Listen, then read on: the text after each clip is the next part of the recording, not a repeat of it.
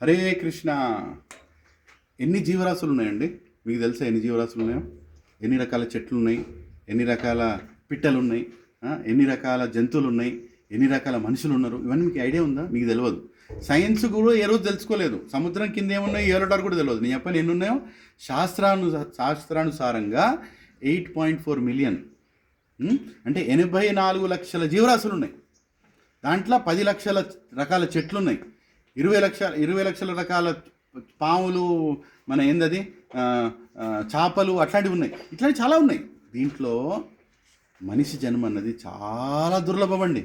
శాస్త్రం చెప్తున్నది 84 లక్షల జీవరాశుల మధ్యలో మనిషి జన్మ రావడం చాలా దుర్లభం. మూర్ఖుడా, ఈ మనిషి జన్మ వచ్చినప్పుడు తినటం తాగటం గురించి ఆలోచించకు.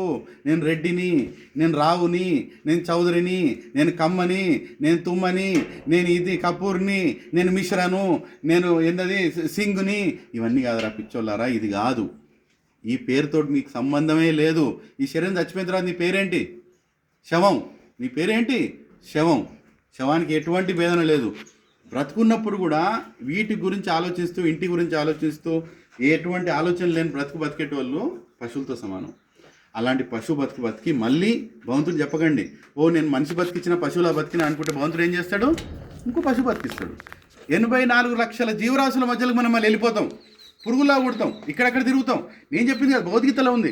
దేహినోస్మిన్ యథా దేహే కౌమారం యవ్వనం జర తథా దేహాంతరస్ప్రాప్తిర్ ధీరస్తత్రణముయతి. అంటే అర్థం ఏంటి? మళ్ళీ మనకు దేహం వస్తున్నది. జాతసిహి ధ్రువమృత్యోర్ ధ్రువాన్ మృత్యు జన్మ నృతస్య తస్మాత్ అపారిహార్తే నత్వం శోచితమర్హసి. మనకు ఇంకో శరీరం వస్తుంది. ఏ విధంగా అయితే మనం పాత షర్ట్ వదిలేసి కొత్త షర్ట్ వేసుకుంటామో, అట్లే పాత శరీరం వదిలేసి కొత్త శరీరం వేసుకుంటాం. ఏ విధంగా వస్తుంది కొత్త శరీరం? మన ఆలోచనలను బట్టి వస్తుంది. భగవంతుడు కూడా చూస్తున్నాడు. నీకు మనిషి శరీరం ఇచ్చినా నువ్వేం చేస్తున్నావు? మనిషి శరీరంతో నువ్వేం చేస్తున్నావు? మనిషి శరీరంతో తినేది అవుతున్నావా? కుటుంబం గురించి ఆలోచిస్తున్నావా? వచ్చే ఎలక్షన్ల గురించి ఆలోచిస్తున్నావా? ఏం ఆలోచిస్తున్నావు? ఇదే ఆలోచిస్తే మళ్ళీ మనిషి శరీరం ఎందుకు ఇవ్వాలి? మనిషి శరీరం ఇచ్చింది దేనికి? అథాతో బ్రహ్మ జిజ్ఞాస. వేదాంత సూత్రం స్టార్ట్ అయ్యేది అథాతో బ్రహ్మ జిజ్ఞాస. ఆ బ్రహ్మ జిజ్ఞాస ఉన్నవాడికే మనిషి శరీరం ఇవ్వబడుతుంది.